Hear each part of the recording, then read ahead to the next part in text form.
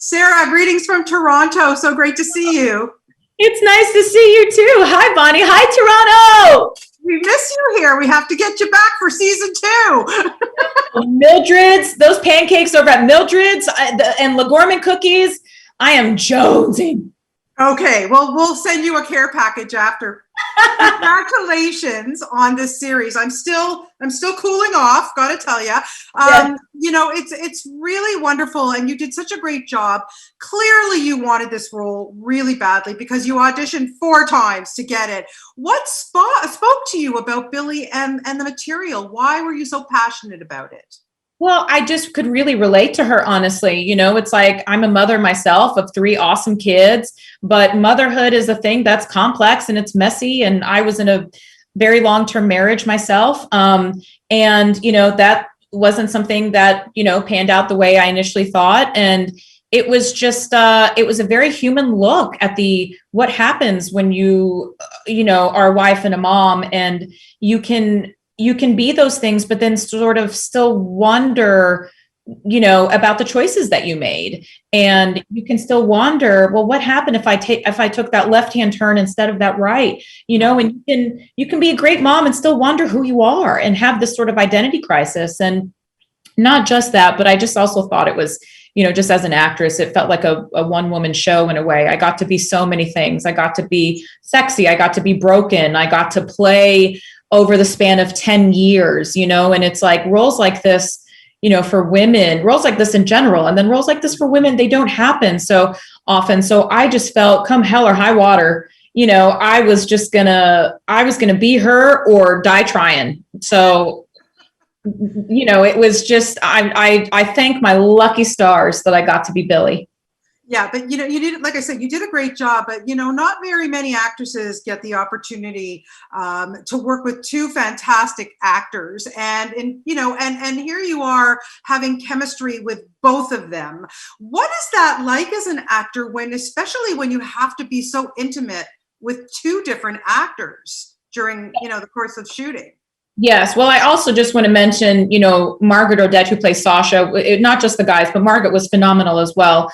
Yes. But, you know, Adam Demos and Mike Vogel, you know, they're very different actors. And what was interesting about me is I felt like different people with them, you know, and I really felt like I had these multiple personalities going on at times. I was confused by who I was, you know, and you're only as good as your scene partner. And, you know, to be able to share the screen with those men and to be able to be on the other side of the camera at times and witness what they were doing, the vulnerabilities that they were doing, I just felt so proud. You know, everything on the set, from the casting to the way it was shot, to the music, to the sets, to the locations, I mean, was the pedigree that Stacey Ruckhauser brought, that Miles Dale brought to the team in Toronto. It was just so highbrow that I would pinch myself at times, you know, and go, holy shit, am I really a part of this? Like, you know, I thank my lucky stars every day. You are a stunning woman. There's no question about it. And you look fabulous. But I have to say, it's got to be a little intimidating to shoot these scenes. And I know that you had female directors, which probably made things a little easier. Yes? No?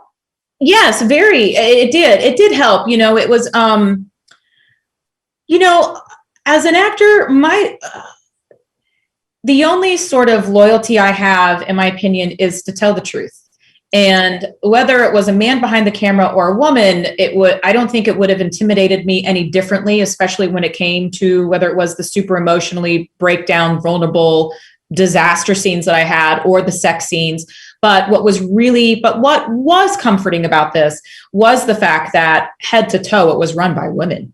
And, you know, to be able to share intimate stories with another woman about, okay, well, you know, women, you know, well, I like to be touched like this or this, you know what I mean? Obviously, these are stories that are essential to the story that we were telling on screen, but it was like to be able to share, you know, intimacies, and would this really feel good? Could you really get off like this, or would it be like this? And, you know, it did provide a level of safety that I think I probably would not have had there been a man running the show. And a lot of times when it comes to female sexuality, it is seen through the male POV, you know, through that male gaze. And now we have it all through the women's gaze. And there were times where it was when, it's like a lot of times the camera lingers on the men, on Adam and Mike's naked bodies just as much as it would linger on mine. Yeah. And so, and that's something that was just important to show. And it was important to show that women can get off in many different positions, not just missionary, so it's like there were a lot of benefits for this, in my opinion, to be shown through the female POV. So now that you're an expert, what is your best advice to women? I think a lot of people are going to relate to this. There's no question about it. But your best advice to keep things fresh and spicy in a marriage, whether it's 2 years or 25 or 30 years. Yeah, one of the things I loved about Billy is she has an appetite that's larger than Texas. And I really loved that, and that she wanted to have it all and she wouldn't settle. And I think something happens, when we become older, when we're settled, when we're married, when we have kids, that your wants and those wants and desires that you have, those things that you're afraid other people might judge you for, it's like you kind of put those to the side. And society tells us that, well, that's in the past. You shouldn't have that anymore. You can't feel those things anymore. It's like you have something else to do now. And so what's great about her is she has the balls and the courage to really look at that stuff and say, but I want to feel this again.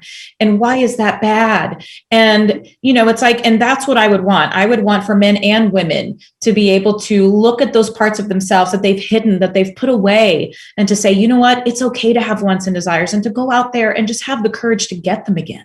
Yeah. Well, congratulations, Sarah, on your work on this. I can't wait to see you in Black Adam. That I'm really excited for. But yes, with The Rock? Yeah. Okay. I'm there. Congratulations on everything. Please come back to Toronto when you can. And, I will. Have yourself a great day.